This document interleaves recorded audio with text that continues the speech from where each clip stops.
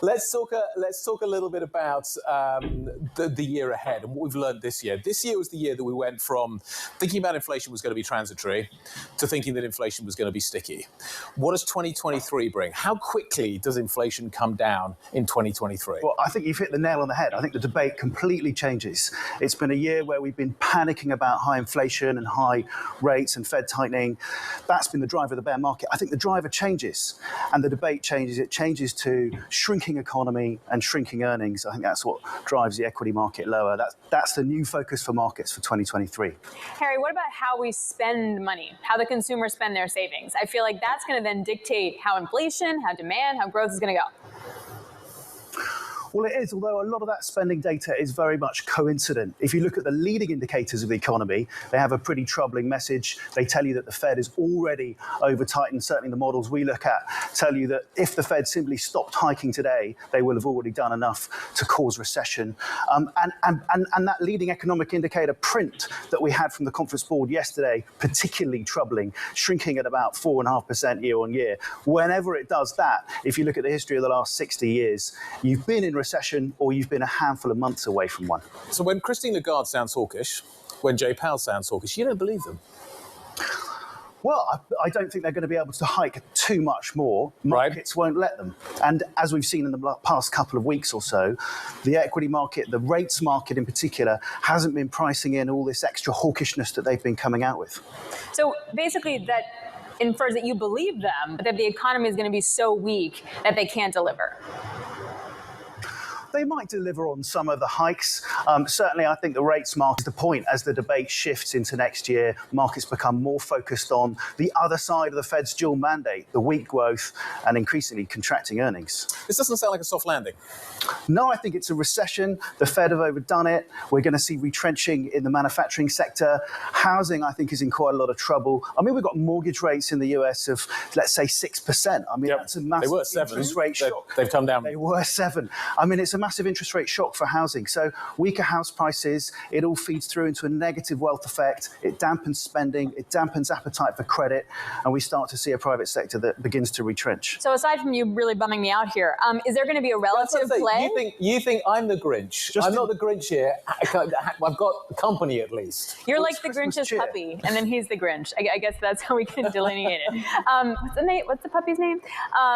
So Harry, then how do you express that? Because presumably then the central banks are going to have to cut to address this environment, right? So does whoever go the farthest have the most room to cut, aka the Fed's going to actually be able to help more?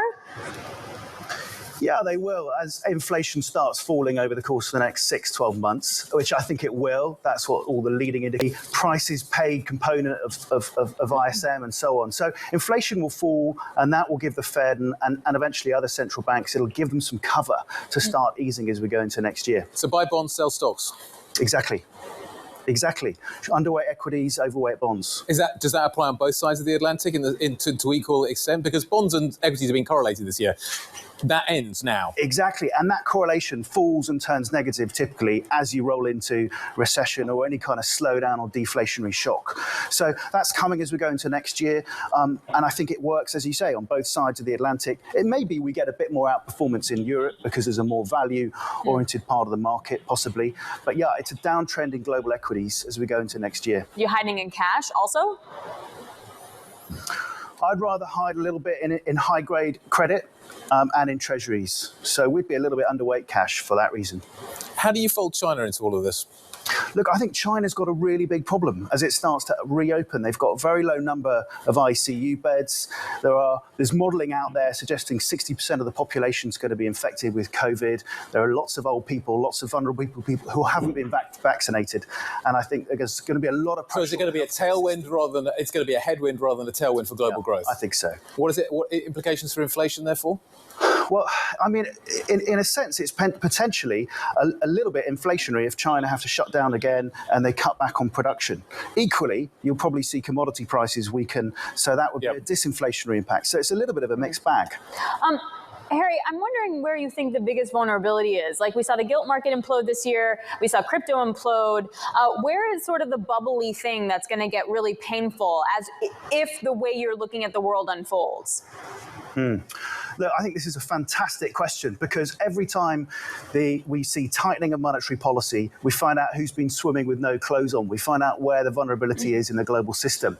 And it's always difficult to tell, isn't it? But I mean, one area of vulnerability clearly is the zombies in the US. We think about 10% of the listed corporate sector base in America are zombie businesses. These are companies that have been unable to cover their interest expense with their EBIT for two consecutive years. So they're exposed in higher rates. Potentially, we see some stress there. So IG credit you're comfortable with, high yield credit you're not? Correct. Yeah, underweight high yield.